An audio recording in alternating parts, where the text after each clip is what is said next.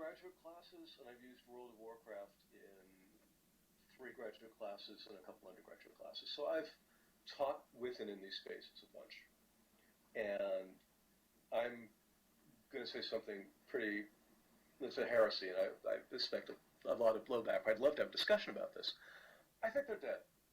I think they're a technological dead end. I think that virtual worlds are the flying cars of the 2010s. You know, they're a future that just didn't happen. And here's why. And I know a bunch of you out there who've used these spaces, you know, professionally or in education, and some of you have had great experiences, some of you have had struggles with them. I've run some conferences here. It's a cool idea, but even the interface of Second Life aside, I think we're getting to a point where it's getting so easy technologically to bring people together without the intermediary of avatars that there isn't that great a need. You know, I ran a class where I had guest lecturers come, 2 classes where I had guest lecturers come to an educational facility of ours at ASU in Second Life. And it was pretty cool. You know, our students loved the guest speakers, but the interface was a problem. It was a problem for them to get used to. It was a problem for the speakers to get used to. And finally I just said, yeah, I'm not going to do this. I'm just going to Skype them in. And brought Skype on the screen, and we had the same experience. We lost a little bit of the back channel, but that could be recreated with other classroom tools. And it was just easier for my students to get a handle on. This is more fun? Oh, yeah, absolutely it's more fun. Whether it's Second Life or something like World of Warcraft, you really get to know people a heck of a lot better once you spend some time with them in one of these environments. You know, particularly when they can create their avatar or their character, or you're doing something like running a dungeon where, somebody once said, WoW or World of Warcraft is the new golf.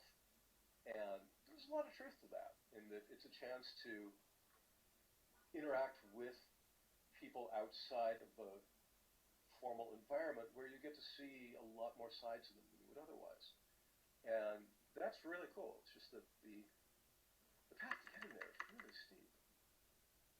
Can the difference be the age of the student? Oh, yes. Oh, yes. My students do not get this stuff. They just don't. They don't see the point. It's a really, really, really hard sell.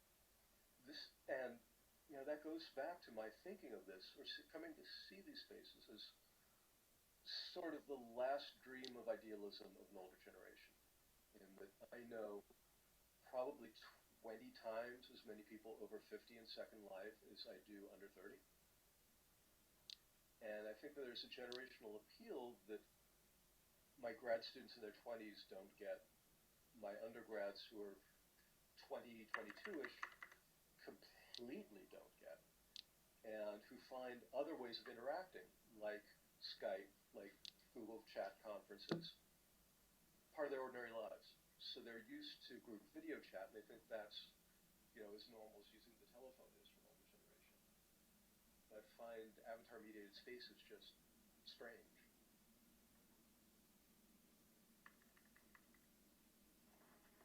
We're getting some interesting back channel, and as you probably guessed you would. And it's interesting because you're talking mostly of your college-age kids not getting there. Some of our back channeling, no group in particular has done a lot of work with elementary age students, and just seeing some real, positive results. Could there be kind of a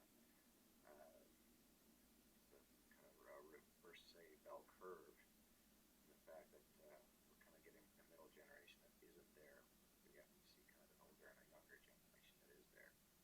You know, I've been wondering about that myself, because certainly as with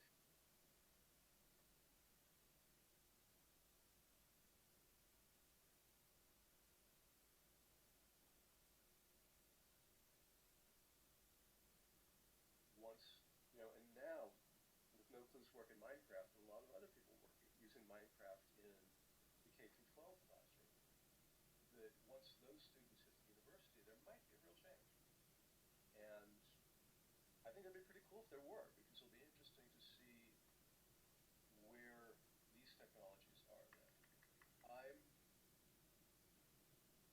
I'm kind of skeptical, and here's why. I think one of the things that changed, that shifted virtual worlds off into sort of the land of flying cars and moon bases, is that right around between 2008 and 2010, American culture's notions about identity and privacy completely flipped on their heads. And that was driven almost entirely by Facebook.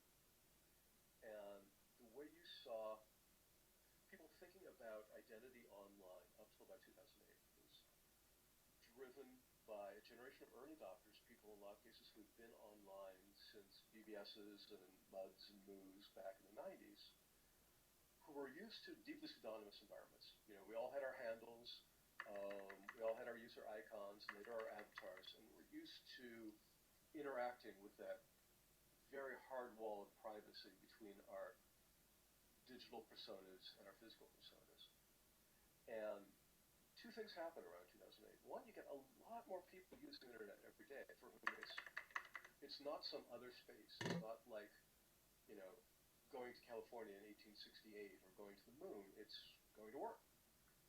And who become used to, with Facebook, being absolutely transparent and really buying into Facebook's ideology of, if you're not completely transparent, you must have something nasty to hide. And that's where my students are coming from, is, you know, they've been on Facebook since they started high school, if not earlier. They've come up in a media ideology that says, show everything to everybody, pretty much. You know, even your parents get to see stuff that, you know, I never would have dreamed of showing mine. And then they come into a space like this where it's, you get avatar names and you get different appearances, and they're just like, why? I'm completely transparent across all my online activity. You know, even my 10 or 15 different gamer accounts are tagged to my email address, which is my real name, contains my real name in most cases. You know, all my demographic information is available everywhere, so why would I hold up this funny little avatar mask? I just really don't get it. And that might change culturally, but right now I'd really bet against it. Yeah, the first thing kids always want to know is, who are you? Absolutely, absolutely. But they're entering a work world dominated by the previous generation where there isn't a norm. Oh, yes, absolutely.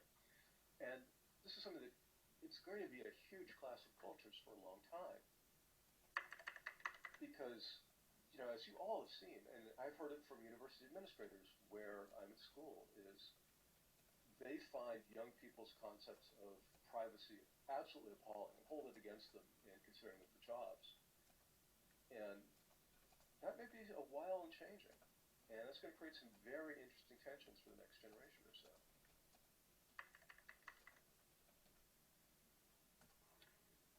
One of the things that I haven't done a lot of work in is just historical sense, and I really like the fact that you can bring students into, you know, historical, you know, coliseums that most kids will never be able to see, even the Eiffel Tower, which, again, even I will probably never be able to see. Um, so, you know, I see it that in that way, and something you really can't do well with Skype. And you can't, there's really not, you can even do kind of multimedia tours of places, but I love the avatar feeling to be able to have some sort of control. So I guess maybe if I were to come at it, that's where I think there's still a huge potential, is giving that mind's eye view of things that are limited, I think, in other venues even today. That's a really cool point. And, you know, in my almost 5 years in SL, one of the achievements I'm most proud of is that I spent 6 months as scribe to King Minos of the Minoan Empire in the Minoan Empire creation. It was a beautiful, beautiful labor of love by a K-12 history teacher who did a wonderful sort of impressionistic recreation of the culture. And that's something you just can't, that is an experience you just can't get anywhere else. But let me tell you a story about my law students. A couple years ago, I taught a law school class called Governance of Virtual Worlds, and I had encouraged them to spend time in Second Life, and we had some guest lecturers come in a setting much like this, in an auditorium setting. But it was about two-thirds of the way through the semester when we went on a field trip. And we went on a field trip to Al-Andalus, and we got a tour by the head of the community, Rose Springfield. And one of the things we were highlighting in this tour was they have a working mosque where services are had been held at the time every morning.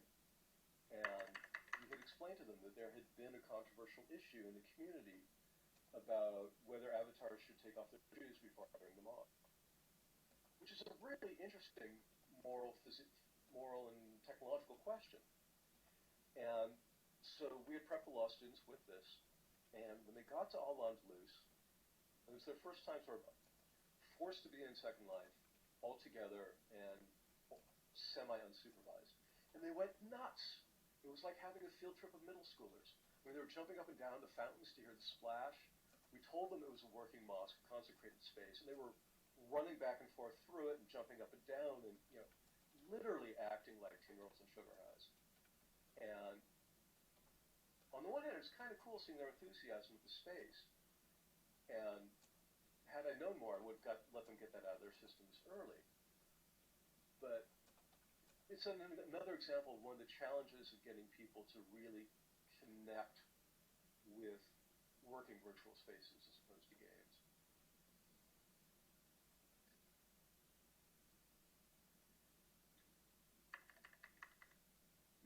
Catching up here on the back chat. Yeah, we've got a few questions here. The one was talking about content creation, K-12 content creation. And I guess that's another thing that maybe we're seeing in that younger generation, that's still that passion of building. And I think maybe that's where Minecraft comes in.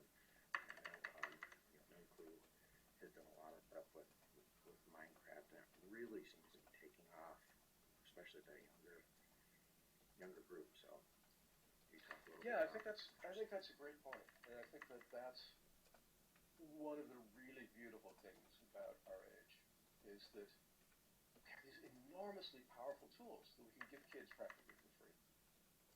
And somebody said at a conference I was at ASU a couple of weekends ago, and it was Bruce Sterling, the science fiction writer, who said, "This is the first time in human history where, one, artists across an entire range of media are using a common set of tools, and two, those tools that artists use are within the reach of everybody." When you stop and think about it, I mean, it just sends shivers down your spine. We're tapping into an entire species, an entire planet's worth of creativity, and giving them the ability to create anything they can imagine. And it is amazing. It is, however, not work safe. And our expectations, I think, about what, and this goes back to the privacy and identity issue, too. I think our expectations about how people are supposed to behave are going to have to change, driven by this immense power that we've given ordinary folks.